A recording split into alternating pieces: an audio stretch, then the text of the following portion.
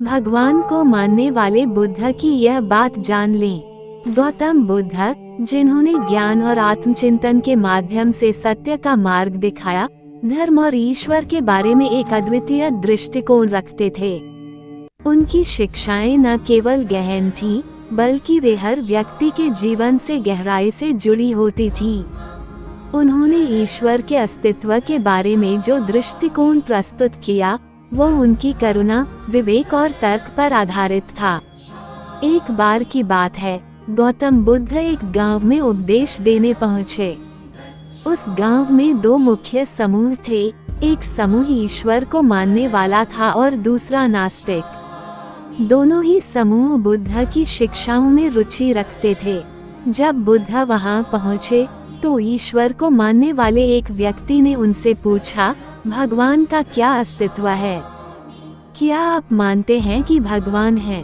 बुद्ध थोड़ी देर शांत रहे। फिर उन्होंने कहा, तुम्हारा प्रश्न महत्वपूर्ण है। पहले मुझे बताओ, तुम भगवान को कैसे परिभाषित करते हो? वह व्यक्ति बोला, भगवान ही सृष्टि के रचयिता हैं। वह सर्वज्ञ, सर्वशक्तिमान और सर्वव्यापी हैं। बुद्ध ने मुस्कुराते हुए कहा, ठीक है, मैं तुम्हारे प्रश्न का उत्तर दूंगा, लेकिन पहले मुझे इस गांव के एक और व्यक्ति से बात करने दो।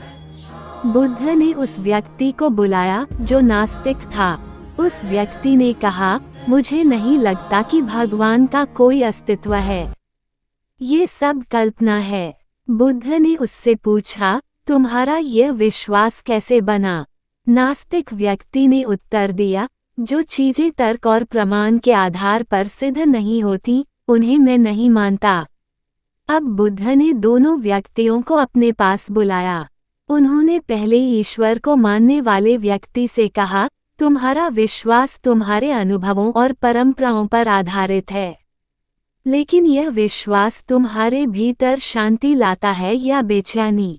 वो व्यक्ति चौंक गया और बोला, शांति लाना चाहिए, लेकिन अक्सर मैं चिंतित रहता हूँ कि क्या मैं भगवान की अपेक्षाओं पर खरा उतर रहा हूँ। फिर बुद्ध ने नास्तिक व्यक्ति से पूछा, तुम्हारे पास भगवान को न मानने का तर्क है, लेकिन क्या तुम्हारा तर्क तुम्हें पूरी तरह निडर और स्वतंत्र बनाता है?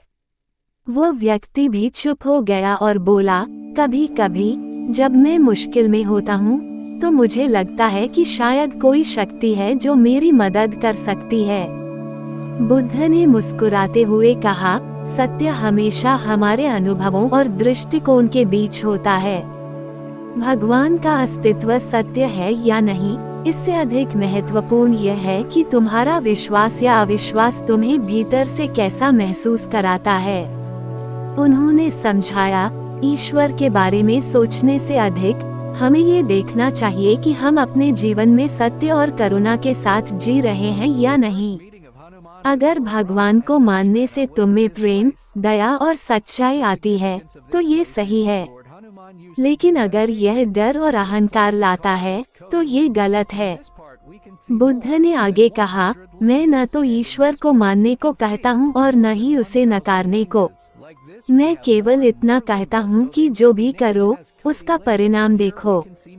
सत्य को अपने अनुभव से जानो, न कि केवल विश्वासों से। उनकी इस बात ने दोनों व्यक्तियों को गहरे आत्मचिंतन में डाल दिया।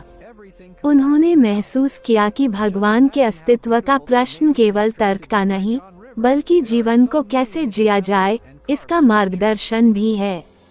गौतम बुद्ध का ये दृष्टिकोण आज भी प्रासंगिक है। उन्होंने हमें सिखाया कि ईश्वर पर विश्वास करने या न करने से अधिक महत्वपूर्ण यह है कि हम अपनी सोच और कर्मों के माध्यम से सत्य, करुणा और शांति की खोज करें। निष्कर्ष, गौतम बुद्ध ने हमेशा आस्था और तर्क के बीच संतुलन बनाए रखने की शिक्षा दी। उनका संदेश ये था कि जीवन को केवल विश्वास या अविश्वास के चश्मे से न देखें, बल्कि अनुभव, ध्यान और आत्मचिंतन के माध्यम से अपनी सच्चाई को पहचानें। उनकी यह कहानी हमें सिखाती है कि भगवान का प्रश्न केवल दार्शनिक नहीं, बल्कि व्यावहारिक है, जो हमें बेहतर इंसान बनने के लिए प्रेरित कर सकता है।